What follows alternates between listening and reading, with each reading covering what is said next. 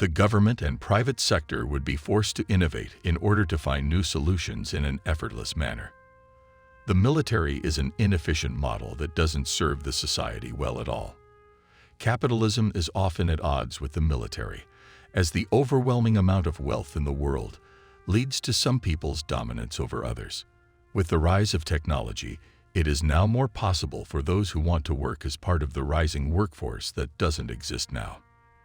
There are plenty of opportunities because there has always been a need for people to do manual labor jobs. The future of warfare would be uncertain if we were to abolish the military, but we can safely say it will be different than what we know now. While it is hard to predict what the future of warfare might look like without a military, we can safely conclude that it is going to be very different than what is currently known. The world would be left with a power vacuum, which would lead to no legitimate government. This could result in an anarchic period that would empower some dictatorships, increase terrorism, and cause the collapse of some countries. If the military was abolished, it would make a huge difference to the world as a whole. In modern society, there would be no wars, and peace is just as important as anything else. This is because it allows for the functioning to be smooth and simple. The military has been around for centuries, and its departure would have a major impact on the world. The military is one of the most important institutions in society, and it is crucial for the security of the country.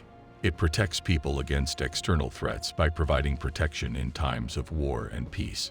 While humans may not always agree with technology, technology is a part of our everyday lives, and it is a natural response to protect the things that we care about. There are many different opinions on this question. Despite the fact that there would be less war, resulting in fewer civilian deaths, there are still those who argue that abolishing the military may cause too much instability for society to sustain itself. If we wanted a more peaceful world, we would need to take some steps first. For example, we could work on finding new and better solutions to the issues that currently plague humankind. Change can be hard.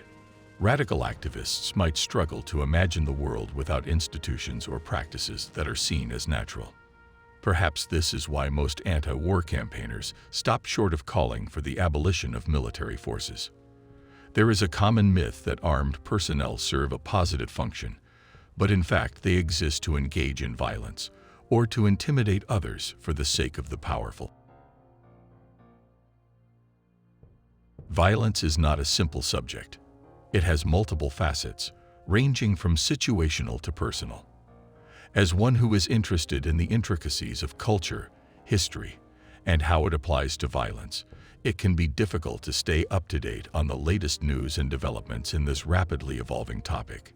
Economic changes throughout the world in the 19th and 20th centuries brought with them both new markets and materials for trade, but also created conflicts like the genocide in Rwanda, colonialism in Africa, and war in Vietnam. When states moved to colonize, fight rival imperial powers, or suppress dissent at home, violent conflicts brewed that we now know as genocides and colonialism. De Ligt explained this was a capitalism at odds with itself, a case of productive forces fighting their own. Without capitalism, the world would cease to function. The threat of war is necessary for people, societies, and countries to become competitive with each other. Although some military bases and institutions may seem like they're there to help, they often reinforce an abusive culture. This culture often targets the poorest people who are brutalized through military training, sent off to fight other poor people, and replaced every 2 years with new soldiers. That's why peace-loving progressives don't attack rank-and-file personnel as individuals, but focus their efforts on the authorities that employ them instead. There are many common perceptions that justify the use of armed forces in some countries.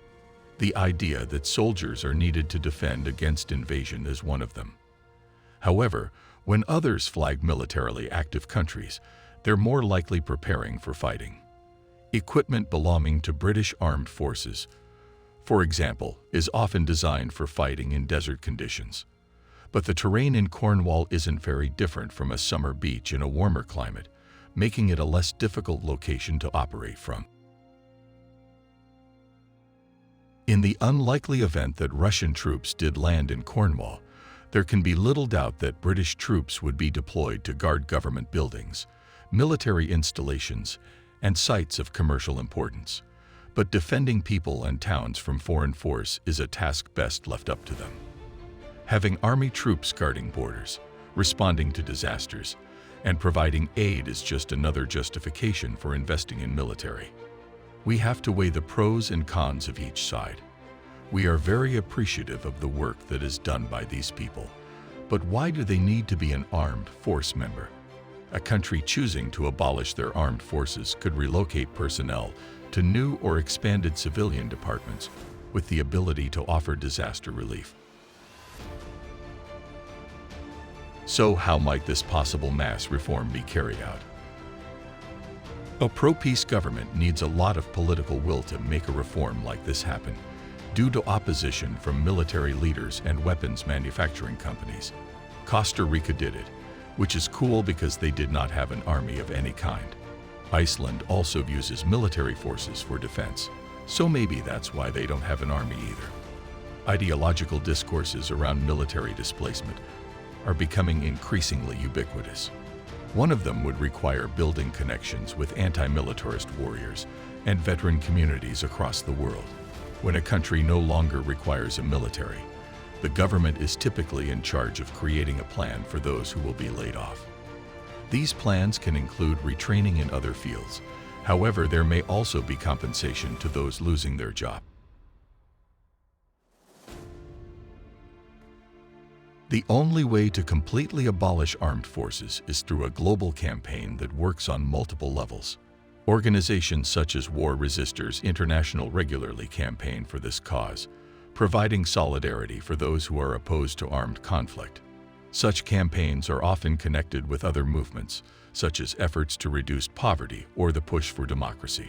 Citizens can also call for an end to the armed forces in our own countries, as well as continue to campaign against individual weapons and arms deals. But ultimately, it needs resistance against militarism as a whole. The armed forces are not there to protect us. They exist to preserve the power of the powerful, who many people believe would ensure their safety. It is important for us to have the courage to say so, even when our safety is threatened. Because if we don't act now, it could be too late.